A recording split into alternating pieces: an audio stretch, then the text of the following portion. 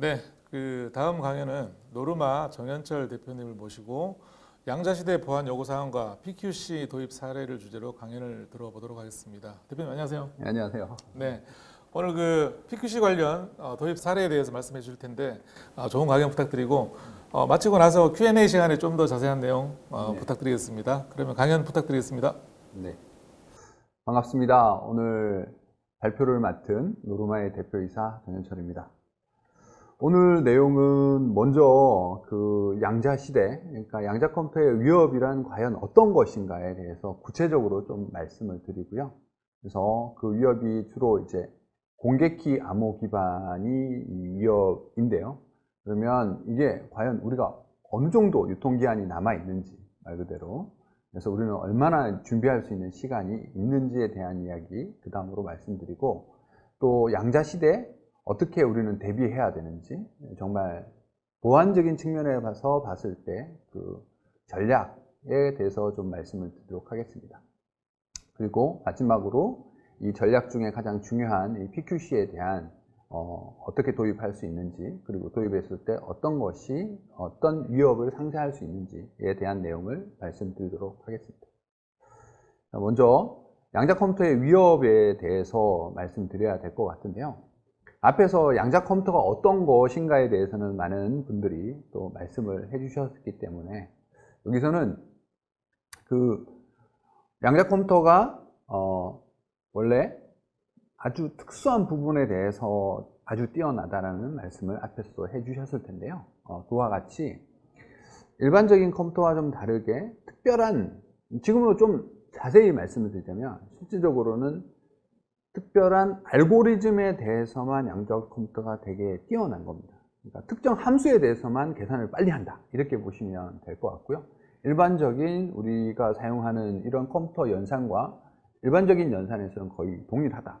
그래서 양자컴퓨터가 제공하는 특별히 빠르게 제시할 수 있는 그런 연산들, 대표적인 예가 쇼 알고리즘이나 그로버 알고리즘이 있습니다. 그러니까 지금 IBM에서도 제공하고 있는, 보면 IBM 양자컴퓨터에서도 제공하고 있는 알고리즘이 지금 현재 샘플로 이렇게 되고 있는 게 한 60여 가지 알고리즘들이 있습니다. 이런 알고리즘에 대해서는 굉장히 양자컴퓨터가 빠른데, 그 일반적인 알고리즘들은 일반 컴퓨터와 뭐 비등하거나 아니면 그 일반 컴퓨터 이하의 속도를 낸다는 거죠.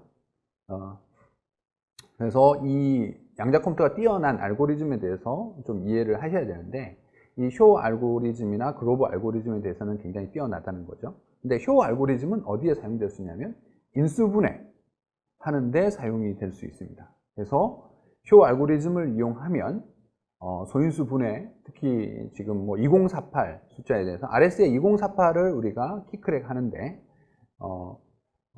양자 컴퓨터를 이용하면 뭐 8시간 이내에 가능할 것이다. 이게 구글이 지금 현재 이야기하는 거고요. 그래서 쇼 알고리즘을 이용하면 일반적인 RSA 같은 RSA, ECC 같은 비대칭키 알고리즘을 깨는데 사용될 수 있는 게 쇼 알고리즘이라고 보시면 될 것 같고요. 그레버 알고리즘은 대칭키 알고리즘을 유추하는 데 사용될 수 있는 그런 알고리즘입니다. 그래서 AES 같은 대칭키 알고리즘을 실제 크래킹할 수 있는 그런 알고리즘이다 라고 이해하시면 될 것 같습니다. 이걸 좀 더 자세히 들어가서 지금 현재 가장 많이 쓰이고 있는 RSA나 ECC 알고리즘에서 가장 핵심적인 문제로 사용되고 있는 소인수 분해 문제의 알고리즘 중에서 이 중간에 있는 메인 함수 부분을 사용할 때 쇼 알고리즘이 사용될 수 있고, 이걸 사용하면 기존 컴퓨터는 몇만 년 걸리는 걸 양자 컴퓨터는 뭐 몇 초 또는 뭐 몇 시간 안에 이런 것들을 다 크래킹 가능하다라고 이야기되고 있습니다. 그래서 지금 당장 가장 위협이 되는 부분은 비대칭키 알고리즘, RSA나 ECC가 가장 크게 이슈화되고 있습니다.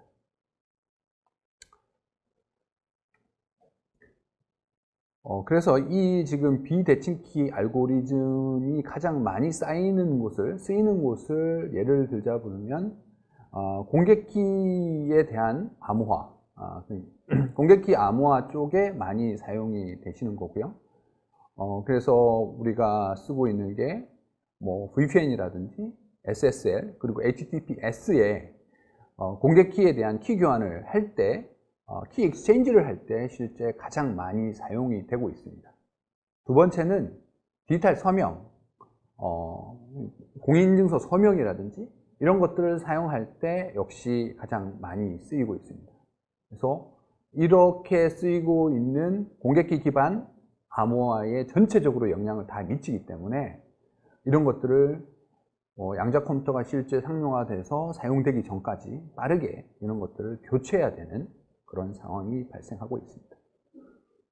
그래서 그럼 이제 공개키 암호가 과연 얼마나 남았는가에 대한 부분을 좀 말씀을 드리도록 하겠습니다.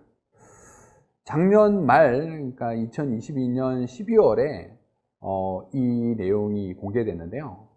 내용은 실은 어떤 뭐 SCI나 이런 데 공개된 저널에 공식적으로 공개된 게 아니라 아카이브라고 해서 실제 저널에 발표되기 전에 본인들이 먼저 이런 것들을 했다라는 걸 하기 위해서 내용을 먼저 발표하는 곳이 있습니다. 그래서 아카이브에 이제 발표된 내용인데 중국 칭화 그리고 절광대학의 연구원들이 연구한 내용이고요. 핵심 내용은 이렇습니다. 10큐빗을 사용해서 10큐비트의 양자 컴퓨터를 이용해서 48비트를 인수분해했다. 성공했고 이것은 곧 372큐빗이 있다면 사용한다면 RSA 2048도 가까운 미래에 충분히 크래킹이 가능할 것이다 라는 내용이었습니다. 근데 이게 공식 저널에 어나운스 된 내용도 아니었고 단순히 그냥 아카이브에 올라온 내용이었는데 전 세계적으로 어마어마하게 이슈됐습니다. 그래서 수많은 유튜버들이 지금 보시는 이 유튜버 화면입니다. 썸네일인데 양자시대 때문에 우리 문명이 위기가 찾아왔다 라고 할 만큼 이렇게 굉장한 내용으로 많이 어나운스 됐고요. 저도 글로벌 많은 친구들한테 이것에 대한 이야기를 들었습니다. 최근에 제가 하노이에 있는 베트남에 있는 SI 업체를 잠깐 만난 적이 있었는데 그 친구들도 제일 먼저 하는 이야기 이거였어요. 양자 컴퓨터가 키크랙이 가능하다고 하던데 그럼 우리 RSA 이제 끝난 거 아니냐 이런 이야기를 하시더라고요.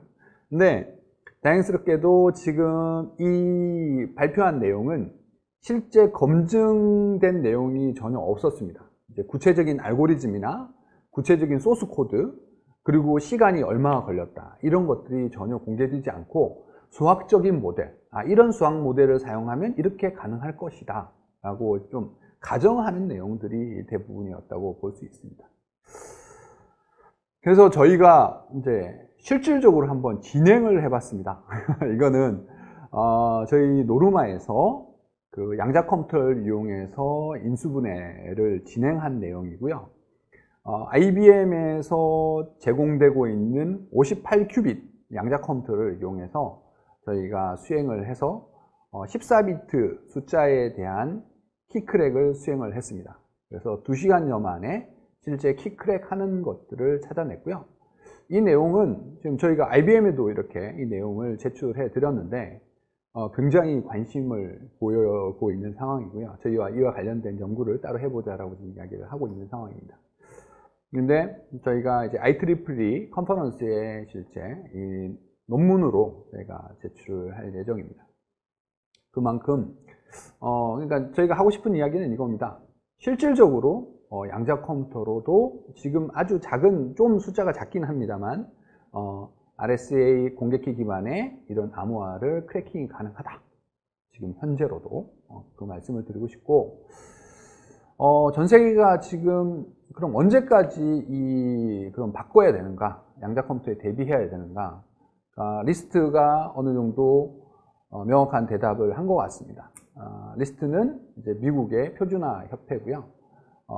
지금 PQC, 그러니까 퀀텀 암호에 대한 양자 내성 암호에 대한 표준을 지금 글로벌하게 표준을 발표하고 있는 업체이기도 합니다. 그래서 리스트에서 이야기하는 것은 2030년까지 우리 RSA가 사용될 수 있을 것이다. 공개키 기반의 암호화가 2030년까지만 사용될 수 있을 것이다 라고 일단 이렇게 못 받고 있습니다.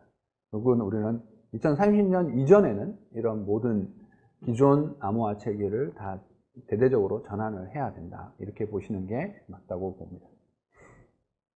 그러면 우리는 양자 시대, 양자 컴퓨터 시대에 과연 우리는 어떻게 준비하는 것이 전략적으로 올바른가에 대한 내용을 말씀을 좀 드리겠습니다. 모스카 교수님께서 제안한 내용인데요. 저희가 일단 사용하고 있는 데이터들이 여기서 보안 시간이라고 된 부분은 데이터가 유효한 시간, 그러니까 데이터가 암호화돼서 저장되어야 하는 유효 시간이 얼마냐 이렇게 생각하시면 될 것 같습니다. 그 다음에 두 번째는 이걸 마이그레이션해서 실제 양자 내성을 가져갈 수 있도록, 그러니까 새로 암호 체계를 바꾸는 시간을 말하는 거죠.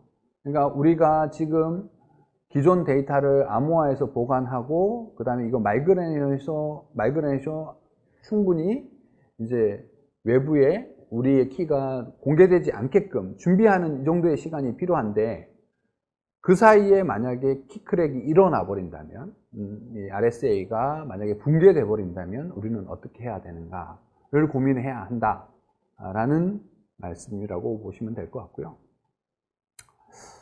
그래서 이 관련된 것에 준비하기 위한 전략을 여러 가지 이제 컨설팅 업체나 딜로이트 같은 글로벌 이렇게 경영 전략을 만드는 부서에서 지금 주장하고 있는 내용이 있습니다. 하나가 뭐냐면, 일단 지금 데이터를 수집할 수 있다. 그러니까 지금 키가 크랙되고 있지는 않지만 우리가 데이터는 어떻든 얼마만큼 인터넷에 많이 공개되어 있기 때문에 우리의 핵심 데이터에 대해서는 지금 외부에 공개되고 있다. 그것을 우리는 수집해야 한다. 두 번째, 그것을 크래킹한다면 충분히 볼 수 있다. 그래서 지금 모으고 추후에 크래킹한다 라는 것들을 가정해야 된다 라는 겁니다. 좀 쉽게 말씀드리면 저희가 어떤 경영 지금 서비스나 이런 것들을 하고 있다 라고 하면 상대방 회사가 이 서비스에 대해서 지금 다 수집할 수 있다는 거죠. 예를 들면 저희가 포털 서비스를 한다든지 아니면 게시판에 고객 데이터라든지 이런 것들을 막 모아서 볼 수 있는데, 이것들을 지금 현재 상대방이 다 수집할 수 있다는 겁니다. 수집해서 나중에 키크랙에서 보면 그 데이터를 모두 다 실제 볼 수 있다는 그런 가정을 하고 전략을 만들어 가야 된다. 그래서 저희가 해야 할 것은 양자 시대를 대비하기 위해서 먼저 우리 데이터가 과연 어떤 데이터를 우리가 공개할 수 있는가를 생각해야 되고, 정말 외부에 공개되면 안 되는 데이터부터 먼저 양자 내성으로 바꿔서 암호화해 가야 된다. 이 두 가지 전략. 그리고 때에 따라서는 상대방 데이터의 수집이 또 필요한 상황들이 있을 수 있다라는 것이 이런 컨설팅 업체에서 제안하고 있는 내용입니다. 그리고 또 한 가지, 양자 위협에 대한 취약점 평가를 봤을 때 1년이나 5년 이내에 하겠다는 기업들이 굉장히 지금 많이 있습니다. 그래서 이런 준비를 해서 양자 시대 우리에게 필요한 데이터는 먼저 암호화하고, 그리고 우리가 필요한 데이터를 수집할 수 있는 그런 전략을 가져가는 게 중요하다고 보여집니다. 다음으로, 그래서 양자 시대에 우리가 아까 어떤 위협들이 있는지 말씀드렸으니까 이것을 해결하기 위한 방안들에 대해서 지금까지 제안됐던 걸 간략하게 좀 말씀을 드리겠습니다. 첫 번째, 크게 양자 내성 암호하면 두 가지를 말할 수 있는데요. 하나는 이제 QKD 기반의 암호화, PQC 기반 암호, 이렇게 두 가지를 말씀드릴 수 있을 것 같습니다. QKD는 이렇게 보시면 될 것 같습니다. 양자 컴퓨터가 나오니까 양자 컴퓨터에 대비하기 위해서는 양자 암호화가 필요해. 이런 형태였습니다. 그래서 양자를 양자로 막겠다는 개념이 초기에 제안이 됐고요. 이렇게 하려다 보니까 문제는 알고리즘부터, 그리고 하드웨어, 거기에 올라가는 플랫폼, 모든 것들을 다 이렇게 새롭게 제작해야 하는 문제에 봉착하게 되었습니다. 그러다 보니까 굉장히 이게 생각보다는 수월하지 않죠. 굉장히 어려운 길을 지금 현재까지 가고 있다고 말씀드릴 수 있을 것 같고요. 그에 비해서 PQC는 아까 말씀드렸던 쇼나 글로벌 알고리즘 외에 일반적인 알고리즘들은 양자 컴퓨터도 그렇게 빠르지 못합니다. 그래서 양자 컴퓨터가 빠르지 않는 그런 알고리즘 기반으로 해서 가볍게 해결을 하면 어떨까? 이게 처음 제안됐던 거고, 지금 현재 전 세계가 리스트를 포함한 전 세계 많은 표준화 기관들이 PQC 표준을 따르는 형태로 지금 가고 있습니다. 그래서 어떻게 보면 핵심 엔진만 교체하고 나머지 그 주변에 관련 API라든지 연동 모듈이라든지 이런 부분들을 다 호환해서 기존 PKI와 호환해서 사용할 수 있는 그런 개념이다라고 생각하시면 쉬울 것 같습니다. 그래서 PQC에 제한되고 있는 메인 알고리즘 중에 하나는 격자 기반 암호라고 하고요. 격자 기반 암호는 심플하게 말씀드리면 두 점 간의 거리를 측정하는 알고리즘이다 라고 보시면 되는데, 두 점 간의 거리? 굉장히 쉬울 것 같은데? 예, 굉장히 쉽습니다. A와 B 사이에 있는 중간점을 찾아라. 쉽게 찾을 수 있죠. 근데 2차원에서는 두 개가 되죠. 3차원에서는, 4차원에서는 차원이 계속 넓어지면서 차원이 굉장히 커지면서 이게 복잡해지는 그런 문제라고 보시면 될 것 같습니다. 그래서 가장 많이 제한되고 있는 게 객자 기반, 그러니까 네티스 기반 암호가 지금 현재 가장 많이 되고 있고요. 그 외에도 해시 기반, 코드 기반 이런 알고리즘들이 제한이 되고 있습니다. 특히 이제 뭐 키 익스체인지 그리고 디지털 서명 이쪽 두 가지에 관련된 알고리즘들이 가장 많이 제한이 되고 있다 이렇게 보시면 될 것 같고요. 이걸 가장 먼저 표준화한 게 리스트입니다. 미국 표준화 협회에서 이제 표준화하였고, 리스트는 1차 1라운드, 2라운드, 3라운드 형태로 진행이 되면서 1라운드에 많은 100여 개의 이제 알고리즘은 제한됐고, 그 다음 2차 라운드에서는 몇십 개, 3차 라운드에서 12개 정도가 제한됐던 것 같습니다. 그리고 지금 현재 4라운드, 4라운드 암호를 지금 총 4가지를 이제 발표하면서 뭐라고 했냐면 4라운드이면서 첫 번째 스탠다드라고 발표를 했습니다. 그러니까 전 세계 첫 번째 PQC 표준이다 라고 하면서 작년 7월 5일에 발표한 내용이 다음과 같은 알고리즘들입니다. 그래서 지금 가장 말씀드렸다시피 격자 기반 암호가 지금 현재 3가지고요. 해시 기반 알고리즘이 하나입니다. 그래서 이 알고리즘들이 가장 표준 알고리즘이다. 이렇게 이해하시면 될 것 같습니다. KPQC는 지금 현재 어제부터 실제 이 알고리즘들에 대한 워크샵, 1차 라운드 워크샵이 지금 진행되고 있다고 보시면 되겠습니다. 그래서 그 1차 라운드에 소개된 내용들에 대해서 전체적으로 이제 발표하고 그것을 리뷰하고 있는 상황이다라고 보시면 될 것 같고요. 그러니까 국내에서는 아직 1라운드가 진행 중이다. 이렇게 이해하시면 될 것 같습니다. 저희 노루마에서는 이런 아까 말씀드린 리스트 표준, 그리고 국내에서 제공되고자 하는 스탠다드 표준, 그리고 저희 자체 알고리즘 엔트로프로스라는 알고리즘을 가지고 실제 개발을 진행하고 있고 지원을 하고 있습니다. 이제 이 PQC 알고리즘을 어떻게 적용할 수 있는지 좀 광범위하게 실제 적용이 가능한데요. 구체적인 사례를 들어서 좀 말씀을 드리겠습니다. PQC 알고리즘을 쓰면 이제 첫 번째 모듈화해서 만들 수 있는 게 SSL 모듈이다 이렇게 생각하시면 될 것 같고요. 저희가 이것을 실제 상용화해서 이제 사용할 때에는 첫 번째 제품으로 내놓은 게 SSL VPN으로 저희가 만들어서 내놓았습니다. 그래서 SSL 구간 암호화를 할 때 초기에 키 교환 자체를 PQC 알고리즘으로 키 교환을 하고요.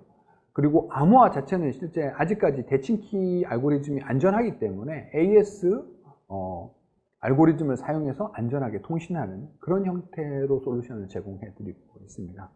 그 자체도 리스트나 이제 암호학자들이 봤을 때 굉장히 안전한 알고리즘이라고 지금 현재 판단되고 있고요. 관련돼서 저희는 이 제품을 만들어서 지금 보안 기능 확인서를 현재 진행을 하고 있습니다. 두 번째는 이 SSL 모듈을 실제 소다 서비스에 저희가 SK텔레콤과 함께 해서 이 소다 서비스에 저희가 내재화하는 작업을 해서 작년에 제품으로 지금 만들어 놓고 있는 상황이고요. 올해 중에 SMB 그런 서비스에 저희가 직접 들어가서 이 양자 보안 서비스를 할 수 있도록 진행이 될 예정입니다. 그리고 요즘 홈네트워크가 워낙 큰 이슈입니다. 그래서 건설사나 이런 쪽에 들어가는 월패드 보안을 할 때 어떻게 암호화할 것인가에 대한 이슈들이 지금 많이 나오고 있는데요. 여기서 저희가 SSL VPN 쪽에 이 모듈을 넣어서 초기에는 저희가 건설 현장 모니터링 하는 쪽 솔루션에 저희 솔루션을 넣어서 지금 양자 보안을 수행을 하고 있고요. 향후에는 지금 바로 진행되고 있는 프로젝트는 그 월패드에 SSL VPN 클라이언트가 들어가고 단지 서버까지 구간을 양자 내성으로 암호화하는 제품을 실제 출시해서 지금 설치되고 있습니다. 그리고 이 PQC가 가장 크게 사용될 수 있는 부분이 인증서 발급 관리 쪽 부분이 가장 크게 사용될 수 있는 부분으로 지금 예상이 되고 있고요. 그러니까 기존의 PKI 시스템 쪽에 양자 내성으로 적용되는 것들이 가장 중요한 포인트라고 저희는 보여집니다. 그래서 관련된 저희가 특허가 출원되고 있고 관련 제품이 지금 현재 개발이 되고 있습니다. 그래서 향후 이제 여러분들은 이렇게 보시면 될 것 같습니다. 저희가 쓰고 있는 공인인증서, 양자 내성 인증서로 지금 다 바뀌어야 된다. 이렇게 보시면 될 것 같습니다. 마지막으로 이제 블록체인에는 ECC 알고리즘이 주로 많이 쓰이고 있습니다. 내부에. 그래서 메인넷 서로 키 교환할 때나 이럴 때 다 지금 ECC가 사용되고 있어서 양자 블록체인 또는 양자 내성 지갑, 블록체인 지갑 등을 당연히 준비가 많은 부분 지금 준비가 되고 있는 상황이고 해외에서도 양자 내성 블록체인은 지금 출시가 되고 있는 부분도 있습니다. 근데 아직 검증이 다 되고 있지는 않은 상황이고요. 그래서 정말 이게 양자 내성으로 돌아가고 있는지 검증되고 있지는 않지만 지금 해외에서도 이런 블록체인이 만들어졌다 해서 실제 어나운스 하고 있는 기업들도 있습니다. 하지만 1, 2년 내에 아마 국내에서 분명히 양자 메인넷으로 이슈되고 그리고 ICO 하는 그런 회사들이 앞으로 나올 걸로 예상이 되고 있습니다. 노르마에서도 이 ECC 알고리즘을 PQC로 교체하는 관련된 제품을 지금 개발을 하고 있고요. 지갑 서비스라든지 메인넷 서비스도 현재 준비 중입니다. 또 한 가지 PQC가 쓰일 수 있는 부분 중에 하나는 와이파이나 블루투스 같은 그 근거리 무선 통신 쪽의 분야에 프로토콜 스택의 중간 부분에 보면 키 교환이라든지 페어링이라든지 이런 부분들이 있습니다. 그런 부분들을 양자 내성으로 교체하는 부분들도 얼마든지 가능할 걸로 이해됩니다.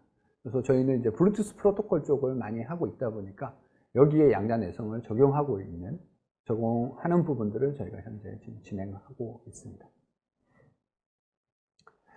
네, 이상 오늘 제가 준비했던 부분 발표를 마치도록 하겠습니다. 감사합니다.